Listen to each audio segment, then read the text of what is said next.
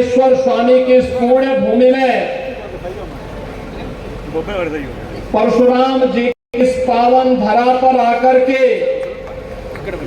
आप सबसे संवाद बनाने का अवसर प्राप्त हुआ है। इस पावन भूमि को नमन करते हुए मैं आप सबका हृदय से अभिवंदन करता हूं, अभिवादन करता हूं। भाइयों बहनों, मैं मर्यादा पुरुषोत्तम भगवान श्री राम की पावन जन्मभूमि अयोध्या से श्री हनुमान जी की इस पावन धरा कर्नाटक में आया हूं।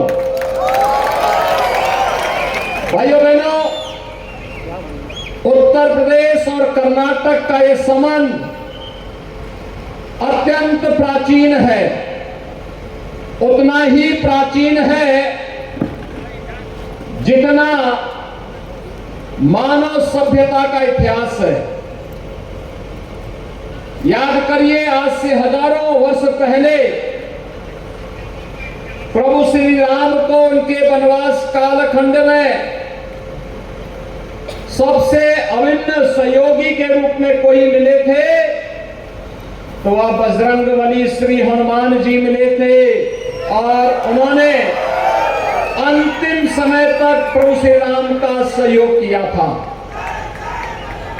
भाइयों बहनों, एक और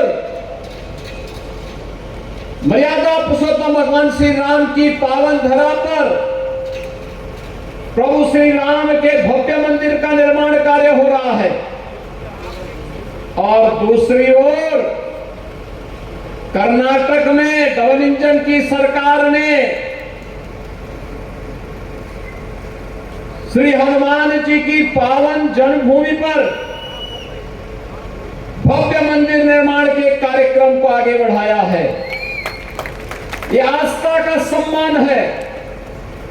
लेकिन एक और जहां डबल इंजन की बीजेपी की गवर्नमेंट आस्था का सम्मान कर रही है, वहीं दूसरी ओर कांग्रेस आपकी इस आस्था का अपमान भी कर रही है।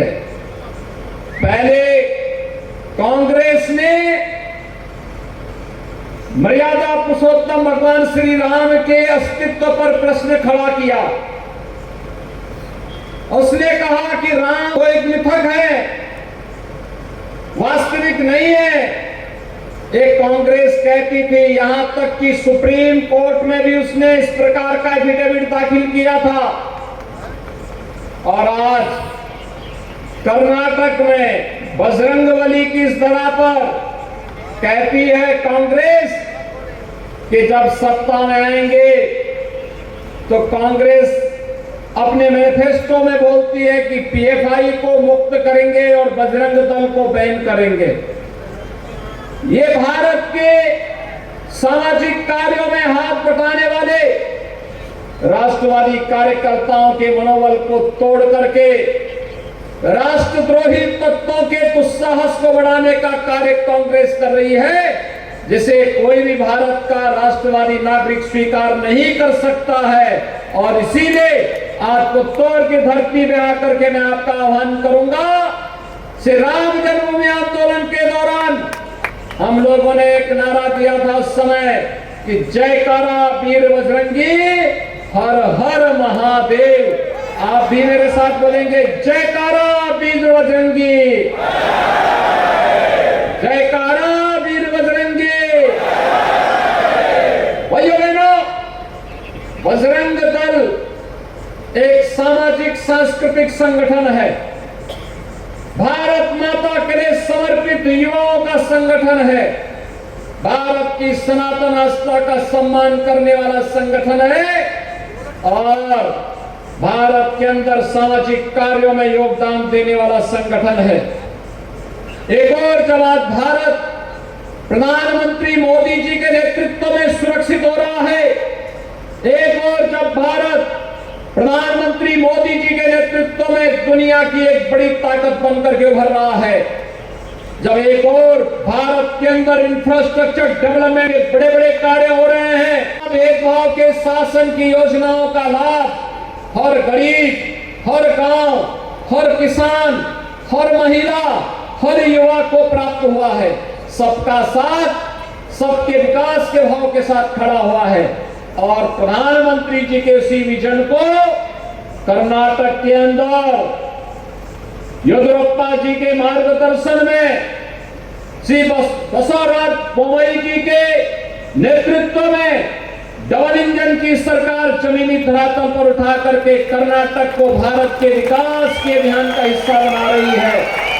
तब कांग्रेस और जेडीएस बैरियर बन करके यहां के डेवलपमेंट को रोकना चाहती है।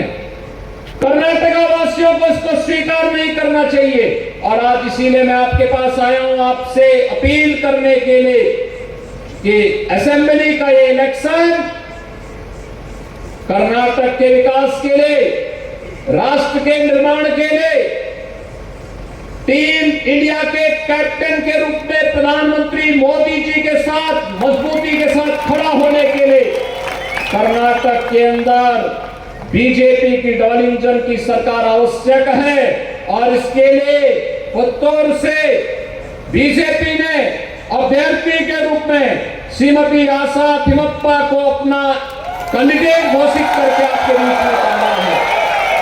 भाइयों बहनों, श्रीमती आशा थिमप्पा बीजेपी के एक सामान्य कार्यकर्ता से आज असेंबली में आपके बीच में आई है।